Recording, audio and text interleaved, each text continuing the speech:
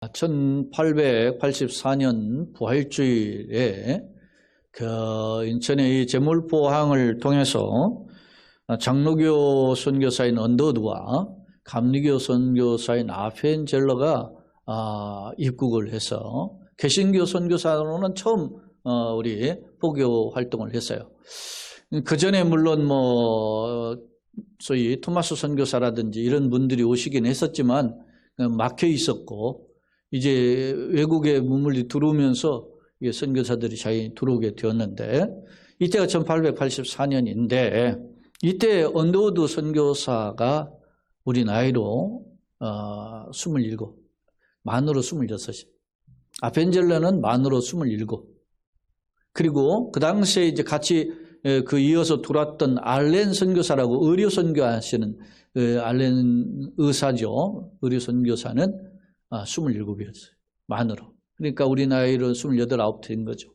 이분들이 와서 선교를 하고 복음을 전하면서 의료 선교를 하면서 깨닫는 것이 뭐냐면, 패기도 있고 열정도 있는데 어떻게 선교해야 될지 방향성을 잘 몰랐던 거예요. 아직 젊으니까, 미숙하니까. 그래서 중국에서 30여 년 이상을 사역을 한 네비우스 선교사를 초청을 해서 1890년에 6월 달에 한국으로 이분을 모셔오게 되고, 이분이 선교 전략에 대한, 어떻게 선교해야 될 것인가에 대한 교육과 강의를 계속 해 주었어요. 그래서 한국에 있는 선교사들이 장로교든 감리교든 할 것 없이 이 사람들이 연합을 해서 미국의 북장로교회에서 파송했던 네비우스 선교사의 교훈을 받게 돼요. 그런데 그 네비우스 선교사가 한 10여 가지의 선교 정책 방향성을 제시했는데, 제가 한번 잠깐 간략하게 제가 요약을 해서 말씀드릴게요. 첫째, 성경이 중심이 되는 사역을 해라.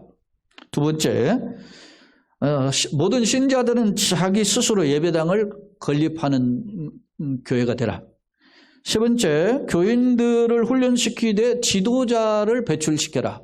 그래서 선교사가 교회 담임 목사가 아니라 그 교인 출신이 담임 목사가 되게 하라. 이렇게 한 거예요. 네 번째, 이제 모든 신자들은 다른 사람에게, 자기가 복음을 받는 것에 그치지 않고 다른 사람에게 복음을 전한다. 그리고 교인들을 이제 체계적으로 성경 공부를 시키고, 그리고 나서 이제 세계 만방에 향해서 복음을 전하는 교회가 되게 하고, 그리고 잘못한 자리에 있으면 반드시 성경을 기준으로 권증을 실시해라. 칭찬과 책망을 실시하라는 거예요. 그리고 어려운 이웃에게는 경제적으로 도움을 주고, 그리고 이제 마지막에는 법정 사건이 있으면 거기에 휘말려들지 말아라. 이런 식의 교훈을 했어요. 이 중에 이제 우리가 대표적인 게, 제가 처음에 교회 개척할 때 세 가지, 이 레비기우스 선교 정책의 대표적인 세 가지거든. 자립, 자치, 자전이에요. 자립은 스스로 성장하고, 자치는 스스로 우리가 교회에서 우리 스스로 일꾼들을 양성하고, 자전은 우리가 남에게 복음을 전하는 교회가 된다. 이런 목표로 제가 이 교회를 처음에 한머리교회를 시작한 거거든요. 자, 여러분, 성경을 통해서 바르게 가르치고 제자를 삼아서 교회 스스로 자립하고 세상에 복음을 전하는 위치가 되고 이웃에게 도움을 주는 교회, 그것이 네비우스 선교 정책이었고 저희 목회 방향성이었어요. 이게 이렇게 해야 되는구나. 그래서 한동안 우리가 교회뿐만 아니라 교회 바깥에서도 어떤 급식비나 장학금을 전달해주고 그런 일을 했던 이유도 사실입니다. 지금도 여전히 우리가 국내 선교처를 우리가 협력하는 것도 있죠. 이것이 우리가 그만큼 능력이 있어서가 아니라 하나님의 교회를 향한 주신 비전, 사명이기 때문에 그것을 감당해 왔던 것이죠. 그런데요, 이때 이 1890년도에 이런 어떤 강연이 시작이 되고 그 다음에 1891년, 그러니까 지금으로 따지면 약 130년 전이죠. 그런데 당시 우리나라 형편이 어땠습니까? 우리나라 국민들의 형편이 지식적으로는 난 놓고 기억자도 모르는 시대였고, 그리고 경제적으로는 밥 하루에 한 끼, 잘 먹으면 두 끼, 아니면 한 끼도 겨우 먹는 그런 가난한 사람이 태반이었던 그런 시대예요. 그런 시대에 어떻게 해요? 스스로 자기네들이 교회를 건축하고 예? 스스로 이렇게 남한테 돕고 어려운 이웃에게 뭐 사랑을 베푼다. 이게 상상할 수 있는 일입니까?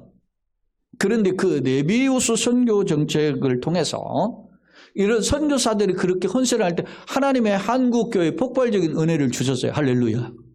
교회가 성장한 거예요. 그렇게 해서 이제까지 한국교회가 지금 40여 년 이렇게 언더우드 아펜젤러가 입국하고 지난 지 140여 년 다 됐잖아요. 138년 됐는데 그러는 동안에 성장이 됐어요. 그런데 그때 당시 교회가 성장할 때 그 국민들의 저변에는 뭐가 깔려 있습니까? 감정성으로는 불교가 저변에 깔려 있고 그리고 정신적으로는 유교가 지배하고 있던 그런 사회예요. 그런 사회에 복음이 전화되니까 거기에는 어떤 서민들도 이렇게 소위 말하면 평민들도 있지만 양반들도 있었단 말이죠. 그러면서 그 당시 유교 사회의 생각은 뭐예요? 남녀 7세 어떻게 해요? 부동석 아닙니까? 남녀는 7살이 되면 같이 자리를 앉으면 안 돼. 그런데 교회가 예배를 드리고 이렇게 하다 보니까 남녀가 지금 교회에 물려들게 됐죠. 그러니까 어떻게 예배를 드려야 돼요? 그래서 생겨난 교회가 기역자 교회예요. 이렇게 교회가 이렇게 기역자로 딱 돼 있어요. 그래서 강단을 딱 중심으로 오른쪽은 남성, 왼쪽은 여성 그렇게 있고 아니 없는 교회는 아주 하늘 이렇게 천막을 막아서 했는데 이렇게 교회가 세워졌던 교회예요. 그런데 이렇게 세워진 교회들이 다 이렇게 없어졌는데 지금 오늘날 우리 한국 교회 내에 딱 2교회가 문화재로 남아 있어요. 이건 지방 문화재로 남아 있는데 이게 딱 전라북도에 2개의 교회가 있어요. 그 한 교회가 익산의 두동교회고 한 교회가 김제 금산교회예요. 이거 대단히 중요한 교회들이죠, 이게. 그런데 물론 용인 양지에 그 총신대학 신학대학원에 가면 언덕에 소래교회가 있어요. 이것도 기역자 교회예요. 근데 이 교회는 오래된 교회인데 이 교회는 황해도에 있는 교회를 황해도 소래교회 송천이라는 거죠. 송천에 있는 교회를 복원한 거예요. 복원해서 지어놓은 거지. 이 두동교회나 금산교회는 실제 옛날에 과거에 예배를 드렸던 60년대까지 보통 예배를 드렸다 그래요. 그 자리에서 그 예배를 드렸던 교회를 그대로 건물을 보존한 거죠. 제가 오늘 참고로 오늘 이 2교회의 역사를 잠깐 소개하겠는데요. 이 2교회가 각각 귀한 역사를 가지고 있어요. 근데 이 두동교회는 우리 황인찬 집사님의 친할아버지이신 황희만 장로님이 그 교회 초대 장로님이시고 그리고 이 두동교회는 1923년 그러니까 우리가 횟수로 100년 올해 100년 차죠. 그리고 이 예배당이 건축된 연도를 제가 조사해 보니까 1929년도에 건축을 했어요. 근데 금산교회하고 두동교회가 예배당은 기역자교회 똑같은데 지붕이 달라요. 금산교회는 기와고 이쪽은 함석 지붕이에요. 근데 이 두동교회에 세워진 배경이 뭐냐면 먼저는 이 교인들이 그 두동교회 산 너머에 있는 부곡교회를 다녔다는 거예요. 이 부곡교회는 아마 두동교회보다 제가 알기로는 1908년도인가에 어디 뭐 자료에는 12년에 나와 있는데 제가 가서 이 부곡교회에서 직접 사진을 찍은 게 있어요. 저희 어머님 모시고. 왜냐 이 부곡교회가 저희 어머님 교회이기 때문에. 근데 100주년 그 기념회 앞에 2008년도에 100주년이었어요. 그러니까 꽤 더 오래된 거죠. 교인들이 이 두동에 사시는 분들이 그 교회를 다녔는데 그 두동에 있는 마을에 있는 박재신이라는 사람이 자기 마을의 모든 땅이 그 사람 땅일 정도로 부자였다 그래요. 그러니까 막 건너편 마을로 다니는 것을 이렇게 해서 자기 집 사랑채를 내줬고 실제 이렇게 사랑채를 내주면서 자기 가문의 독자인 아들이 생긴 거예요. 그래가지고 막 기뻐가지고 사랑채를 내줬는데 생후 5살 만에 아들이 죽어요. 그래서 교회를 예수를 믿으면서 내가 행복할 줄 알았는데 아니다 하고서 다 내쫓아버렸다 그래요. 내쫓아버리니까 어느 날 갑자기 저 부곡교회를 다니던 사람들이 이제 이 두동에서 이 두동교회를 이렇게 만들어서 다니게 되었는데 내쫓으니까 할 수 없어서 교인들이 이제 채소밭을 하나 사고 그곳에서 십시일반 모아서 교회를 건축하게 됐는데 마침 그때 군산 앞바다에 저 대천에서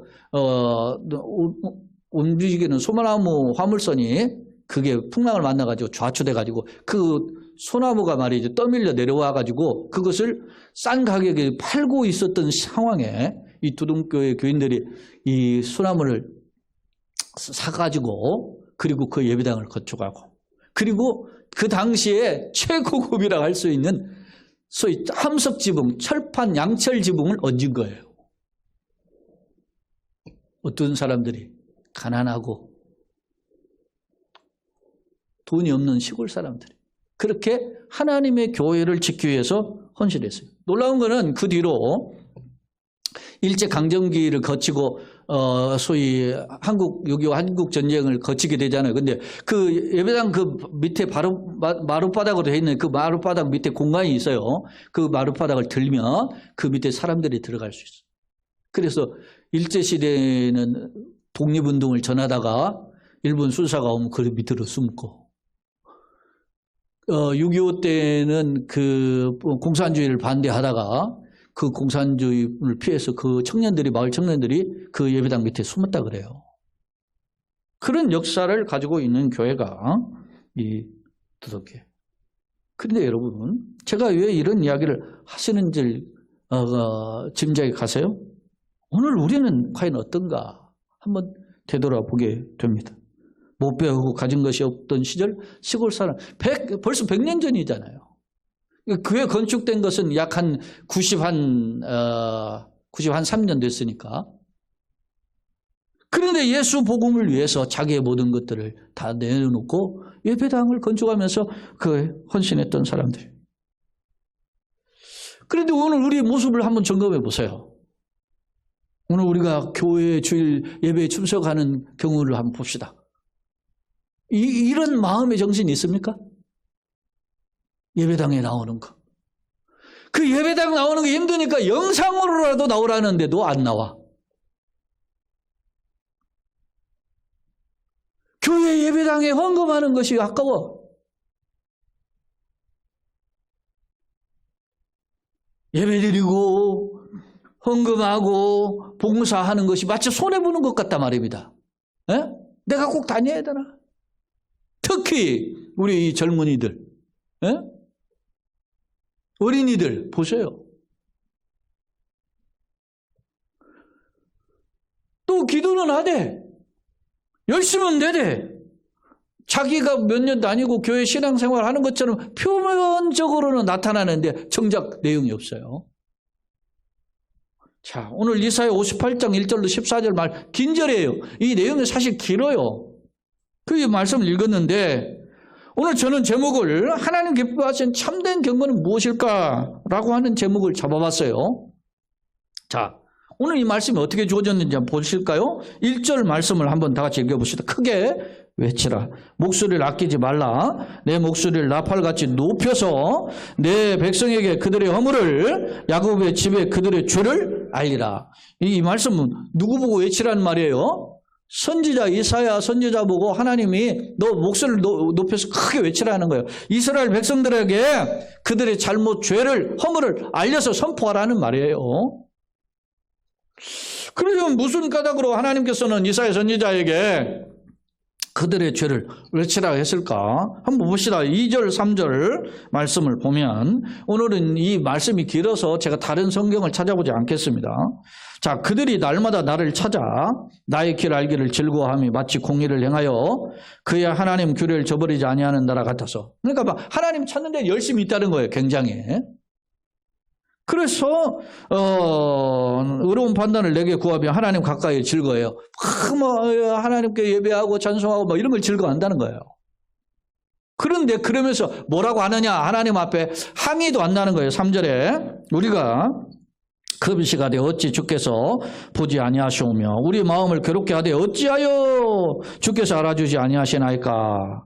보라 너희가 금식하는 날에 오라 그러고 뭔가 그 길을 시키는도다. 이렇게 했어요. 자, 이스라엘 백성이 기회에 있을 때마다 하나님께 나와서 바른 길을 걷는 것처럼 마치 하나님께 나와서 막 하나님을 가까이 하는 걸 즐거워했다는 거예요.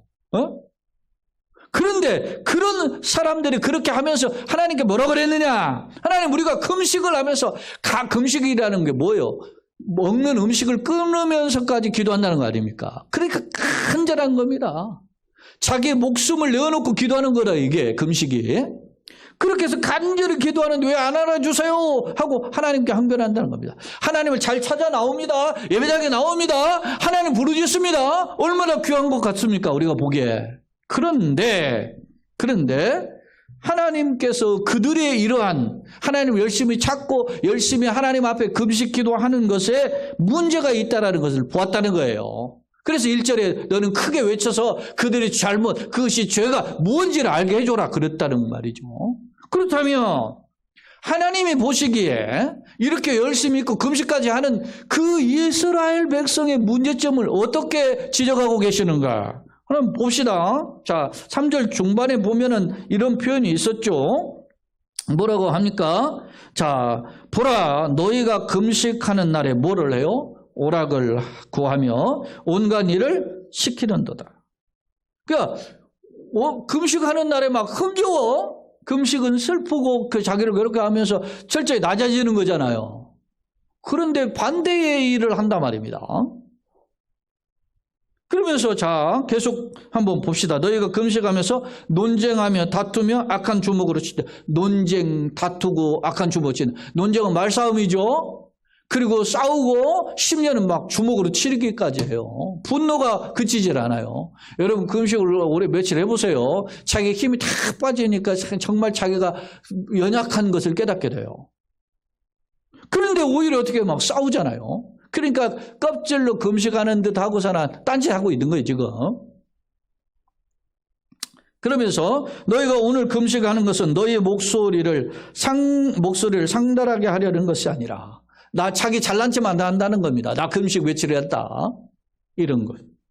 이것이 어찌 내가 기뻐하는 금식이 되겠으며 내가 하나님이죠. 하나님 기뻐하는 금식이 되겠으며 이것이 어찌 사람이 자기의 마음을 괴롭게 하는 날이 되겠느냐.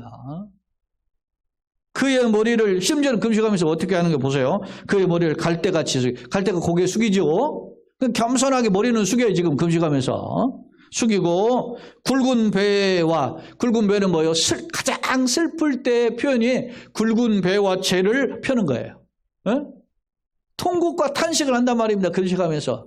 형식적으로는 금식하면서 그리고 굵은 배와 채를 그렇게 무릅쓰면서 거기에 제 위에 앉아서 시꺼먼 제 위에 앉아가지고서는 막 통곡하고 탄식한단 말입니다. 그렇게 하는 것을 어찌 금식이라 하겠으며 여호와께 연락될 날이라 하겠느냐. 폼은 좋다 말입니다. 폼은 아름답고 멋있고 하나님 보시기에 정말 금식하는 것처럼 보이는데 그러나 하나님은 내용을 딱 들여다보니까 금식하는 날 이유는 뭐더라 쳐다보니까 싸우고 오락을 하고 뭐합니까? 남한테 폭행을 하고 자기의 말이 위선적인 행동은 가득 차 있다라는 거예요. 그래서 하나님 보시기에 이러한 금식은 형식적인 금식은 기뻐하지 않는다 라고 하나님은 책망하고 계심을 오늘 말씀하고 있는 것입니다. 왜요? 이러한 금식이 뭐에 불과해요? 위선, 형식적인 것에 불과하기 때문입니다. 사실 금식은 어떻게 합니까? 음식을 포기하면서까지 천폭적으로 하나님을 바라보겠다고 하는 결단의 행위거든요. 그리고 자신의 생각과 자신의 주장을 내려놓고 하나님 뜻대로 살겠습니다 하는 소위 말하면 결단의 표현이거든요. 그런데 외형적으로는 대단히 겸손해 보이는 것처럼 보이지만 그러나 오히려 하나님 보시기에는 오락을 즐기면서 이웃과 싸우면서 폭력을 행사하면서 어떻게 보면 왜 이런 이웃과 싸우고 폭력을 행하죠? 여러분, 같은 이웃이어도 뭐 주차하는 것 때문에도 싸우고 난리잖아요. 남치같이. 그런 거 가지고도. 그래서 속상해가지고 막 차를 깨부수거나 막 어떻게 불을 질러버리고 그런 경우도 있었잖아요. 이런 상황인데, 이런 가정한 모습에 과연 어떻게 금식을 하는 목적이 뭡니까? 하나님 불쌍히 해서 나에게 복을 달라는 거 아니겠어요? 그런데 그런 자에게 어떻게 한 터럭도 내가 복을 줄 수 있겠느냐 이렇게 반문하시는 겁니다. 사랑하는 여러분, 그렇다면 하나님이 기뻐하시는 금식이 있을 거 아닙니까? 그러면 하나님이 기뻐하시는 금식은 뭘까요? 어떤 것이 하나님 기뻐하시는 경건, 오늘 제목에 참된 경건은 뭐일까? 기뻐하시는 금식은 뭐냐는 거예요. 여러분요, 마태복음에 보면 산상수훈에 예수님께서 너희가 뭐 금식할 때, 너희가 기도할 때, 구제할 때 이게 이스라엘의 3대 경건이에요. 예? 이렇게 하라 그랬잖아요. 금식할 때는 머리에 기름 바르라고 하고, 기도할 때는 골방에서 기도하고, 구제할 때는 오른손이 하는 거 왼손 모르게 하고, 이게 예수님의 명령이잖아요. 가르침이잖아요. 산상수훈에. 자, 그러면 우리가 어떻게 해야 될까? 자, 6절, 7절 봅시다. 내가 기뻐하는 금식은 흉악의 결박을 풀어주며 멍에의 줄을 끌어주며 압제당하는 자를 자유하게 하며 모든 멍에를 꺾는 것이 아니겠느냐. 이 말을 보세요. 흉악의 결박을 풀어준다. 어떤 사람이 누군가가 타인이 흉악한 결박에 이렇게 풀어있으면 그걸 풀어주는 것, 그리고 멍에를 매여 있으면 멍에를 끌어주는 것, 압제당한 자가 있으면 자유롭게 해주고 멍에를 쥐고 있으면 꺾어주고 4번을 반복하고 있어요. 타인의 고난과 역경을 돌보아서 그것을 해결해 주는 게 진정한 금식이다. 할렐루야. 더 나아가서 보세요. 줄인 자에게는 뭘 줘요? 양식을 나누어 주고, 유리하는 자는 떠돌아다니는 사람이에요. 이거 구걸하면서 살 곳이 없이 정처없이 다니는 사람, 주리하는 빈민은 가난한 사람에게 집에 드리며, 그 다음에 헐벗은 자들에게 입혀주고, 심지어는 더 나아가서 어떻게 해요? 내 고륙을 피하여 스스로 숨지 않다. 고륙을 피한다는 말이 뭐예요? 어느 집안이든 가정에 말이죠. 소위 말하면 깽판을 치는 사람이 있어요. 형제든 자녀든. 그러니까 못마땅한 거예요. 그래서 막 뭐 자식의 연을 형제의 연을 끊자 뭐를 끊잖아요. 왜? 불편해. 그놈만 오면 자기가 창피하단 말입니다. 그러니까 그 사람을 피해가지고 형제인데 풀려. 근데 이스라엘은 뭐가 있습니까? 기업 물을 자격이 있잖아요. 상대방이 묻으면 자기가 책임을 지잖아요. 형제가 하면 형제가 그 사람의 기업을 책임져 주고, 친척이 친척까지 책임져 주는 게 이스라엘의 전통이잖아요. 근데 그것이 불편하죠. 왜? 돈 나가지, 신경 써야지. 그렇게 피한단 말이에요. 근데 하나님 뭐라고 하십니까? 이웃인 가난한 사람들을 자기 집에 들이고 입을 것을 주고 먹을 것을 주고, 심지어는 내 친척 고륙에게 사랑을 베푸는 것이 진정한 금식이다. 이렇게 말씀하고 있다는 사실. 사랑하는 여러분, 이는 나 외에 대인관계 속에서 지켜야 할 올바른 자세에 대한 권면이에요. 예를 들면 흉악의 결박을 풀어 멍에의 줄을 끌어주고 압제당하는 자를 자유케 하고 모든 병을 꺾여버리는 것, 노예처럼 억을 당하고 고통당하는 이웃에게 진정한 자유를 주는 배려의 삶이다. 예? 여러분, 이 세상 속에서는 자본주의 시대에도 빈부의 격차가 심하죠? 그러면 잘 먹고 잘 사는 사람들에게는 항상 거룩한 부담이 있어야 돼. 무슨 부담? 거룩한 부담이야. 하나님이 나에게 주신 부담. 내가 잘 먹고 잘 사니까 못 살고 못 먹고 이렇게 하는 사람에게 무시하는 게 아니고 그에 대한 책임을 가지고 있어야 돼. 소위 서양에서 로블레스 오블리제라고 하잖아요. 그 쥐에 걸맞는 행동이 필요하다 말입니다. 내가 사회적인 어떤 혜택을 받았다면 돌려줘 있는. 제가 또 이야기했죠. 예전에 네팔에 소위 누들 킹이라고 알려진 치드 초돌이라고 하는 라는 분이에요. 이 네팔의 억만장자예요, 이 사람이.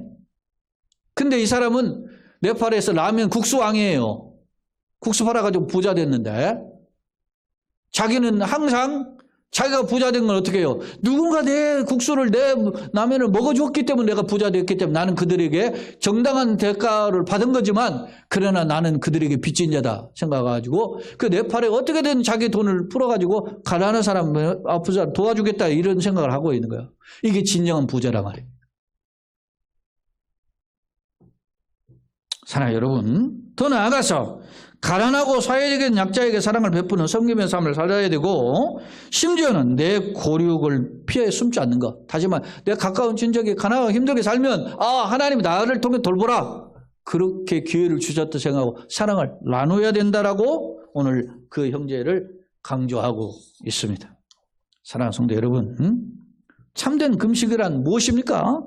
오늘 말씀을 정리해보면 슬픈 척, 외형적으로 그렇게 금식하면서 그렇게 하는, 슬픈 척하고 힘든 척하고 이렇게 하는 것이 금식이 아니라 개인적으로는 오락을 금하는 절제 삶이 필요하고 이웃과의 관계에서는 욕심을 피해서 분쟁을 피해서 싸우는 것을 피하고 또 나아가 사회적 약자들을 돌보아주고 심지어는 자기 가족 친척까지 사랑하는 형제를 실천하는 삶이 참된 금식이다. 그렇게 이야기하는 거예요. 하나님이. 그럼 그렇게 하면 어떻게 할게요? 앞서 이스라엘 백성들이 금식하는 목적이 있죠. 왜? 금식하면 하나님 도와주세요. 그런 뜻 아닙니까? 그러면 하나님 이런 식의 그 삶을 사는 사람, 이게 참된 금식, 참된 경건이라고 말씀했는데 이렇게 살면 하나님 어떤 응답을 하시는가 보세요. 8절, 9절.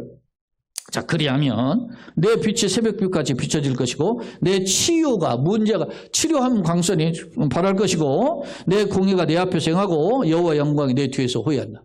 공의가 앞에서 있고 주님의 영광이 앞서고 뒤서고 그 뒤에서 이끌어 주십니다. 할렐루야. 이런 역사가 있어요. 그 다음에 내가 부를 때 부른다는 것은 하나님께 기도한다는 거죠. 기도할 때 내가 응답하겠고 내가 부르질 때 내가 여기 있다 하리라. 그럼 이런 식으로 살면서 네가 하나님께 기도하면 하나님 응답하신다. 믿습니까? 자, 더 나아가서 뭐라고 그랬어요? 새벽빛같이 한다. 새벽빛은 어둠을 몰아낸 빛 아닙니까? 치유가 급속하다. 사랑하는 여러분, 우리 노예 성도들, 어머니를 부정하는 우리 심성희 권사님뿐 아니라 또 어머니 올라가셔가지고 수술하셨던 우리 김성현 집사님 가정, 또 우리 노예 성도들 있지 않습니까? 또 개인적으로 정기적으로 병원을 다니면서 진료하시는 분들, 이런 분들이 교인들이 가운데 많아요. 하나님이 은혜가 함께 하시기를 예수님으로 축원합니다. 우리 또 우리 진아도 귀 수술을 또 다음 달에 해야 되는 것 같은데 이런 하나님의 은총이 사랑하는 주님의 치료의 능력이 환부에 얹어서 회복하는 역사로 나타나기를 예수님의 이름으로 축원합니다. 이게 우리가 정말로 주님 앞에 귀를 기울여야 될 말씀들이에요. 사랑하는 여러분 보세요. 오늘 사실은 말씀은 단락이 이렇게 9절 상반절에 이렇게 끝나요. 스크립 관주 성경에. 그런데 그 다음에 또 있어요. 단락을 크게 두 단락으로 또 더 나눠졌는데 그 내용을 간단하게 한번 보겠습니다. 58장 9절 하반절에 자 이렇게 말합니다. 내가 만일 너희 중에서 멍에와 손가락질과 허망한 말을 제어해버리고 자 멍에와 손가락질 허망한 말 이런 것들을 하지 않고 줄인 자에게 내 심정이 통하고 괴로워하는 자에게 심정을 만족하게 하며 소위 말하는 측은드심 궁유를 베푸는 마음의 자세라는 것 남한테 포악되는 언행을 버리고 그러면 내 빛이 어떻게 해? 흑암 중에서 떠올라서 어둠이 낮과 같이 될 것이고 여호와가 너를 항상 인도하여 메마른 곳에서도 내 영혼을 만족하게 하며 내 뼈를 견고하게 하리니 너는 무슨 동산? 물된 동산. 여러분 우리나라 같은 산이 푸릇푸릇하지만 이스라엘 경은 건기 우격 분명하니까요. 물이 없는 동산 다 발라 비틀어져 있어요. 여러분 사해바다에 있는 가본 그 사해 동물들 가보세요. 그 전부 다 황량해요.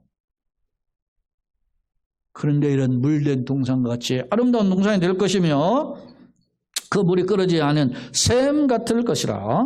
네게서 날 자들 너희 후손을 가리켜 너뿐만 아니라 너의 자손들이 오래 황폐된 것을 어떻게 다시 세울 것이다.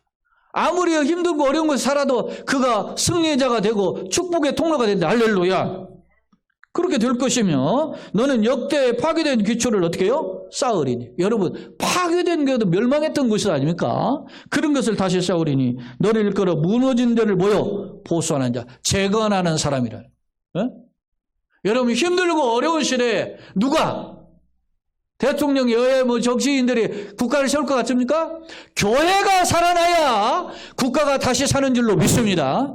교회가 세상에 영향을 줘야 되는 거예요. 우리가 지난번에도 제가 이야기했지만은 이렇게 이태원 참사 같은 이런 일들이 벌어진 건 우리의 책임이 없냐? 있단 말입니다. 왜? 자꾸 세상 유행 따라 사는 거야. 제가 그래서 스페셜데이 이런 걸 별로 좋아하지 않아요. 제가 개인적으로 우리 교인들은 내가 축하도 해주고 그랬지만은 내 개인적으로 생일이나 이런 거 좋아하지 않아. 왜? 나는 내가 예수 그리스도 안에서 번역인 예수 믿어서 새 생명 된 것에 대한 감격을 놓치면 살 때가 많은데 내 살아가면서 육신의 생일 그것이 얼마나 대수로하고 사랑하는 여러분, 오늘 내가 세상에 영향을 주고 세상을 행복하게 주고 할 수 있는 통로가 뭐라고 봅니까? 그게 때로는 사람들 모두 다 돈이기 때문에 돈으로 가죠. 쾌락이고 인기고 그렇기 때문에 가죠. 그런데 우리 기독교인들은 주님 안에서 진정한 행복의 비결을 알고 세상에 제시하는 그런 히든 카드를 제시해 줘야 되는 거죠. 그런데 그렇지 못하네. 오늘 보시면 보세요. 아까 9절, 10절에 이렇게 표현해서 내 심정이 동하며, 심정이 동한다는 것은 히브리어로 제가 살펴보니까 타페크리프세카라고 하는 그 히브리어를 살펴보니까 뭐냐면 이게 마음 중심이 이렇게 움직여가는 떠돌아 이렇게 움직이는 거예요. 그러니까 내가 하나님의 말씀을 듣고 아니면 세상을 보면서 그 영혼을 불쌍히 여겨서 그 마음이 움직이지는 그런 발동하는 그런 상태의 모습을 가리키는 거죠. 소위 말하면 세상 말로 사단 7장에 측은지심 있지 않습니까? 그런 마음을, 긍휼의 마음을 가지고 그 세상 상대방을 대할 때 이런 역사가 나타날 것이다. 그렇게 되는 거예요. 그러면 길을 수축하는 곳, 그런 축복의 통로가 되어 될 것이다. 이야기합니다. 자, 한 걸음 더 나가서 뭐라고 이야기합니까? 이제 13, 14절은 뭐냐면 만일 안식일에 이렇게 표현하고 있어요. 안식일은 오늘날로 말하면 주일 아닙니까? 주일 성수의 개념이에요. 이게 보세요.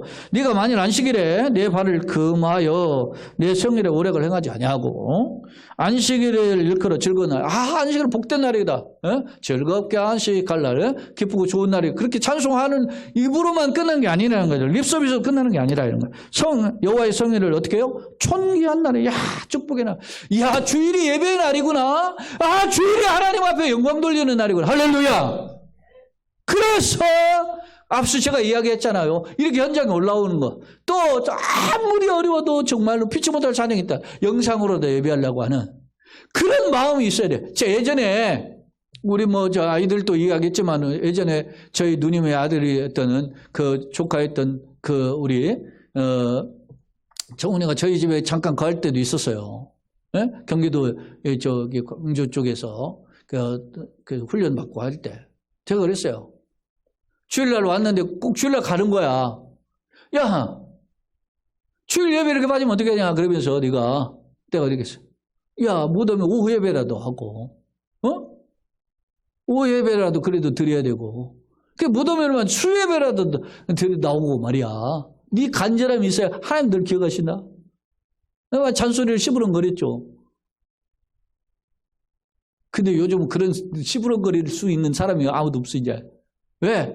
듣지도 않을 거니와 그래야 고리타분한 거야. 이제는 심각했어요. 그때만 해도 내가 개척 초기야.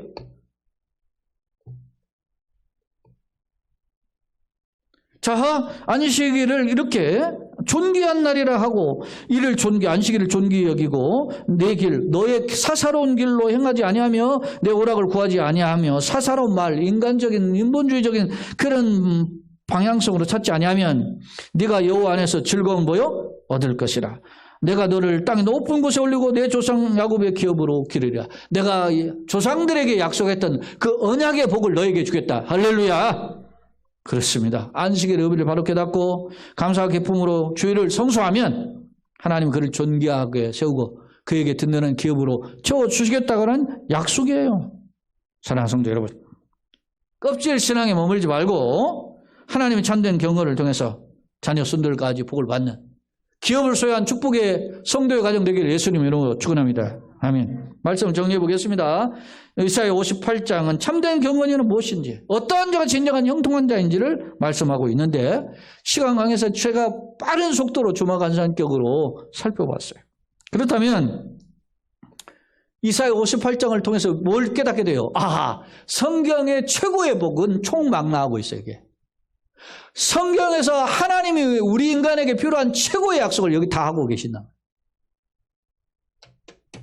그렇다면 나의 경건은 궁극적으로 나의 경건의 모습 어떤 걸 보여줘. 껍질은 있어. 교회를 다니고 기도도 해야 하고 금식도 해. 그러나 그건 하나님 껍질 가지고 기뻐하지 않는다 그랬죠. 어떻게 해야 되느냐. 나는 하나님의 기뻐하시는 기도 생활, 금식과 예배의 삶이 있는가. 나는 하나님 기뻐하시는 주일 성수의 삶이 있는가? 안타까운 점은 하나님의 복을 받기를 소원하면서도 많은 사람이 그렇게 살지 못하고 껍질 신앙밖에 못한다. 아니, 껍질 신앙도 못한다는 사실입니다. 껍질 신앙도 못해. 예? 껍질도 못하는데 어떻게 알미의 복을 주겠어요? 주일도 못 나오는데. 앞서 제가 문화재 교회 두 교회를 소개했죠. 실제 문화재로 등록되어 있어요. 지방문화재로. 그 두 교회가 번호가 있어요. 하나는 136호고 하나는 179호고 그러더라고. 그런데 또 다른 교회가 김제에 있는 금산교회 내부 교회는 더 역사가 더 오래된 교회예요. 한 18년 앞선 두동교회보다 더 오래됐는데 이 교회 예배당은 1908년도에 지어져서 현재까지 보존됐는데 그 교회가 언제 시작했냐면 1905년도에 시작했어요. 그러니까 3년 만에 예배당이 건축된 거죠. 대단한 교회죠.